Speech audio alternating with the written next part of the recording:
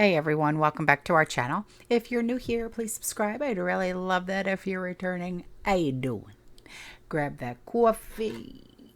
Oh, maybe a snack or two, and let's get into it. So, this was sent to me, and the person that sent it to me actually got it from My Patriot Supply. And when I read it, I'm like, shut the front door. So I also have some videos that I'm going to be putting in that were sent to me as well. So I really want you to listen, okay, because this pertains to every single one of us. And I'm like, oh my gosh, you know, it's one of those. So this is what it says from My Patriot Supply, okay? It says, we've all been told to prepare for emergencies. Even the government suggests stocking up on enough food, water, and other supplies to last a minimum of 72 hours. Okay, well, we all know that 72 hours, it's nothing. It's nothing. Okay, in a real emergency, that is nothing. Okay, and it says, that's why you must be surprised to learn that your food stockpile isn't exactly yours to keep. While it's not illegal to stockpile food, there are times when the government can limit how much you can buy, such as rationing. Now, we have spoken about rationing. I think it was last year, Trish talked about it during a live, and she spoke about the possibility of rationing cards start to be distributed. Okay, and then as it goes on to say, or seize food or supplies needed in times of crisis. Right, and I had talked about this, especially when it comes to martial law, but I also said that I didn't believe that they would come after citizens first, right? And then it goes on to say, in other words, we tend to stock up on emergency food supplies in case of SHTF, but if SHTF, the government could take our stockpile from you. Think this sounds too far-fetched? Keep reading. And then it says, there have been multiple orders passed by sitting presidents to prevent hoarding. Okay, that word. You know me, I hate that word, right? And it says, the problem is that there's no clear explanation of the difference between stockpiling for emergencies and hoarding. For instance, you may have a stockpile of emergency food, but your neighbor does not. Should your neighbor hear that a certain food is running low and goes out and buys it all, this is considered hoarding. Right on. Right on. Like what we went through with the hurricane, right? You know, you should always keep a good supply for a case of emergency of water, right? Whether it be bottled water, if you have a Berkey, whatever the case may be. Okay. But like for people who, you know, wanted to prepare for the hurricane, you know, I mean, you go into a store and you see one person with two shopping carts full of cases of water. And it's like, wait a minute. All right. Why weren't you preparing all along? You know what I mean? Don't you have any bottled water? Maybe I'm wrong. I don't know. But maybe it's because I'm of the prepared mind and I always have these things in my house. So, you know, it is what it is, you know. And so this is different from stockpiling.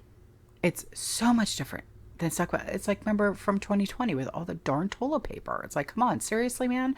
I mean, we saw the reports of people having 18 packages of toilet paper. What are you going to do? What are you going to do with all that toilet paper? Please tell me. What is your rational reasoning behind having all that toilet paper? So, you know, this is different, like I said, from stockpiling a variety of foods for emergency purposes, okay? And especially if your neighbor then tries to sell those goods, he is hoarding at higher prices. And we also saw that as well, right? So, however, will the government see it that way? Okay, if you have certain foods or supplies in your stockpile that are needed for others. Right? So there 50 U.S. Code 4512, it's hoarding of designated scarce materials, states, in order to prevent hoarding, no person shall accumulate in excess of the reasonable demands of business, personal or home consumption, or for the purpose of resale at prices in excess of prevailing market prices materials which have been designated by the president as scarce. Materials or materials of supply of which would be threatened by such accumulation. The president shall order published in the Federal Register and in such other manner as he may deem appropriate every designation of materials, the accumulation of which is unlawful, and any withdrawal of such designation. President Kennedy signed Executive Order 10998 in 1962. One part of the order gives the government authority to take over all agricultural production and distribution, including plans and procedures for the proper utilization of agriculture items stockpiled for survival purposes. And then Reagan signed Executive Order 12656 in 88, which includes preparing plans and procedures to share between and among the responsible agencies resources such as food, supplies, water, and workforce needed to carry out assigned responsibilities and other essential functions, as well as develop plans to set priorities and allocate resources among civilian and military claimants. Then Clinton, he updated Executive Order 10998 in 94, which included a law that allows the federal government to seize hoarded food supplies from both public and private resources. And then in 94, Clinton issued Executive Order 12919, which includes the confiscation of water resources, in addition to all food that is capable of being ingested by either humans or animals. And then in 2012, Obama signed Executive Order 13603, which allows the federal government to seize and redistribute water, food, and other resources when the U.S. is in a state of emergency. So then Trump and Biden invoked the Defense Production Act during the pandemic, and Trump issued an executive order to prevent the hoarding of essential supplies. And each of these executive orders is only designed to go into effect during a state of emergency. But then again, the point of stockpiling food is for emergencies. So, like I said, I have a few videos that I'm going to throw into this video that were sent to me so you can see what I'm talking about, okay? Yes, Patches. So there are examples throughout history of when this happened. Okay, so Confederate Army, right? During Civil War, the Confederate government used impressment, which was a policy that allowed the government to seize food, fuel, slaves, and other supplies to support their armies. And then World War I, the government tried to encourage people to curb food consumption, but Americans still faced food shortages. One, such as was sugar, okay, and as a result, the U.S. Food Administration allotted each family 2 pounds of sugar, or roughly 4 cups, and sugar hoarding became a major issue, even resulting in armed guards protecting the sugar supply chain. How ridiculous is that? But it's true. And then with World War II, the previous methods to curb food consumption during World War I were not enough during World War II, which is why the Emergency Price Control Act introduced price limits and food rationing. And Americans were issued food coupons. Okay, so here we go with the ration cards, right on. So they could purchase sugar, coffee, meat, cheese, canned milk, and more. All right. So in addition, Americans were encouraged to report these hoarders, right on. So then here comes the pandemic.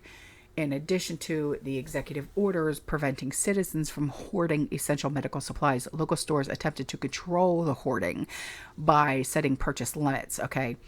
We all saw the purchase limits. Okay. And it was common for people to see purchase limits on paper products and cleaning products and meat during the pandemic. So why and how this may come to pass. Okay, so again, stockpiling is not illegal, but there's always that but, right on. You may need to take extra protections to safeguard your stockpile in the future. So stockpiling could become illegal rather. Okay, it could. I'm not saying that, yes, it definitely is, but it could become illegal if the country were in a state of emergency and the item you have is considered essential. Yeah. Oh, Patches. No, no.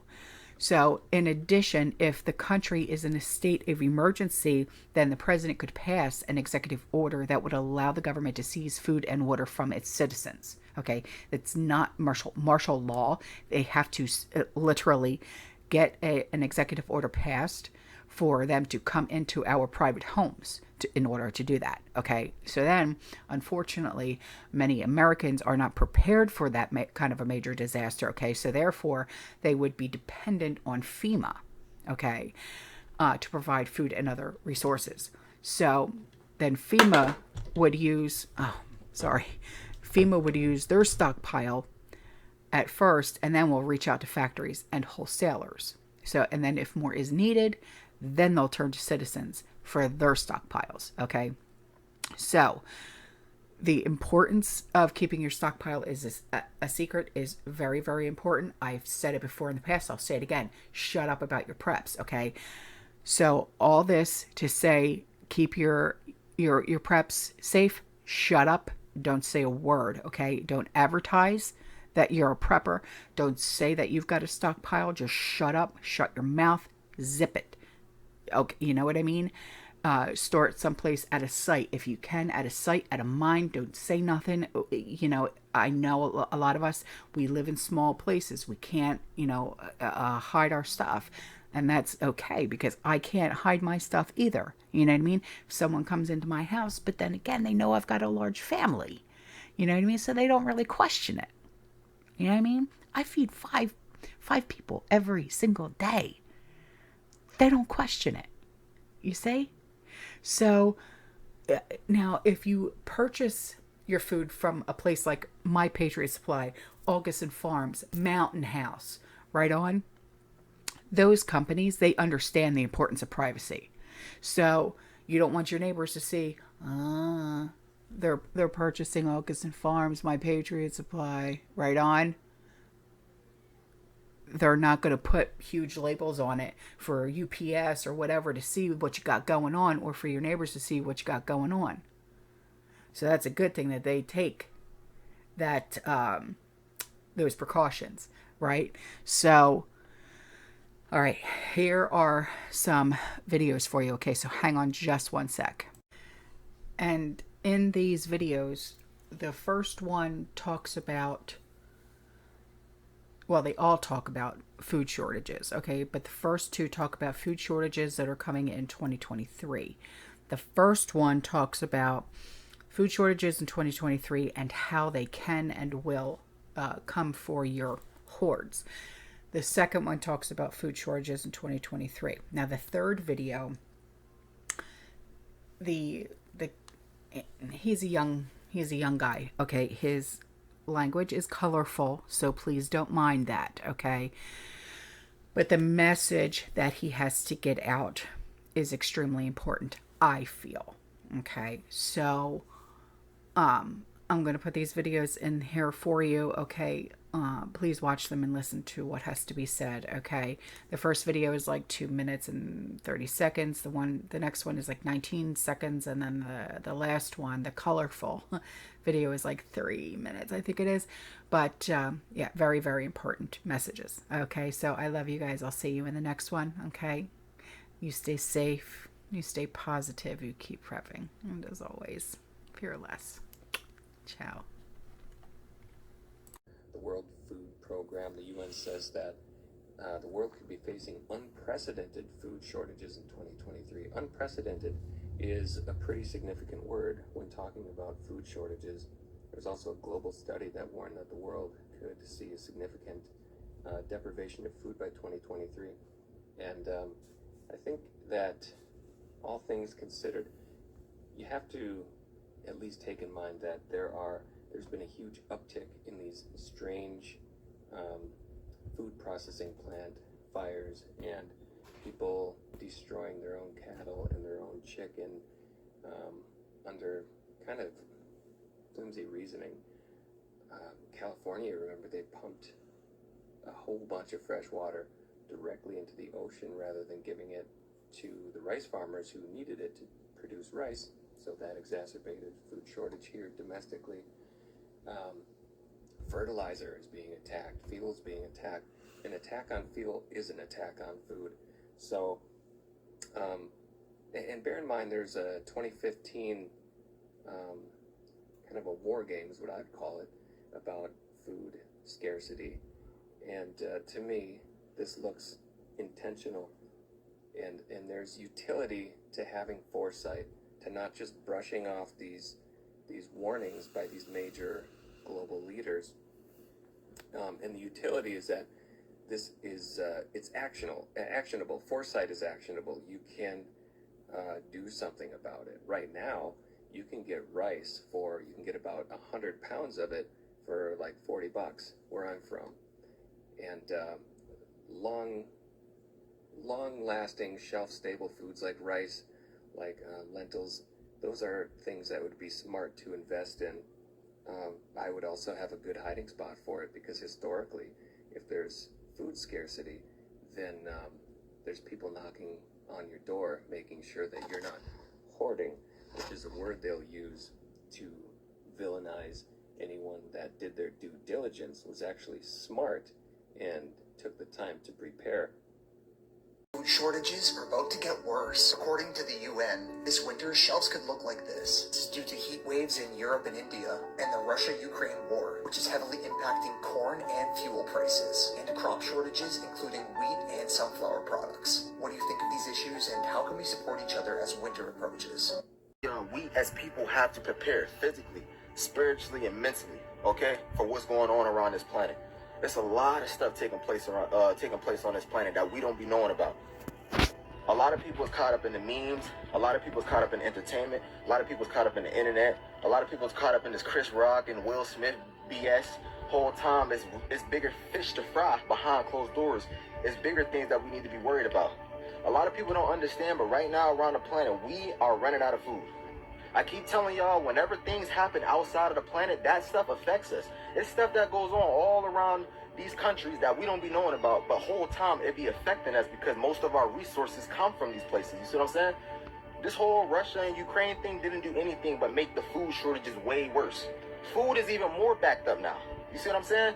A lot of y'all live in bigger cities than me, so y'all probably noticing when y'all go to certain stores that a lot of food ain't really on the shelves no more. You see what I'm saying? When I go to Whole Foods, they always be stacked up on fruits. In my city, they always have molded fruit because they never get trucks to refresh the fruit. So when you go to these Whole Food stores and shit like that, the blueberries be molded, the apples be old, all type of shit. I'll be like, when is y'all gonna get new trucks? The lady tells me that they backed up on trucks. You see what I'm saying? So for everybody that's out there watching this video, right? Everybody needs to be stacking up. I don't give a fuck if it might not seem like it's a food shortage. I don't give a damn if you go to the store and you see hella food. Still be prepared. When you ready, you ain't got to get ready. The problem with a lot of us is we don't do shit until something big happens. Y'all see with the pandemic, everybody was broke. As soon as the pandemic happened, everybody went broke. Niggas ain't know how to get no money or none of that. The pandemic for me taught me how to get even more money. The pandemic for me told me and taught me that I need to be prepared and ready before shit even happens. You see what I'm saying? I got to be 10 steps ahead because these people's already 20 steps ahead of us. When we playing around on the internet and joking about Will Smith and all this, behind closed doors, they got agendas and different things that they working on. Whole time we hee ha ha laughing on the internet while these niggas is coming out with chips and all type of different shit to corrupt our minds, to take control of this planet. I keep telling y'all, man, everything is about dividing and conquering. Everything is about control with these folks. You see what I'm saying? But this is the stuff that we need to be stacking up on. Toilet paper. Number 1, stack up on toilet paper. 2, canned goods. Stack the fuck up on canned goods. This is stuff that we already need to be having, bro. Like I said, when you ready, you ain't got to get ready. You see what I'm saying? Everybody need to be figuring out ways to make some type of passive income, okay? I always tell y'all, like, it's always good to have some type of backup. I know a lot of you guys work, but try to find something that you can do at home that can get you money, man. You never know when something else can happen. Like I told y'all, these people got control to say, you can't work unless you get this. If they got that much control, what else you think they can do, bro? They got control to shut down all this shit. If they was to shut down your source of income right now, what would you do? We as people got to learn how to pivot and be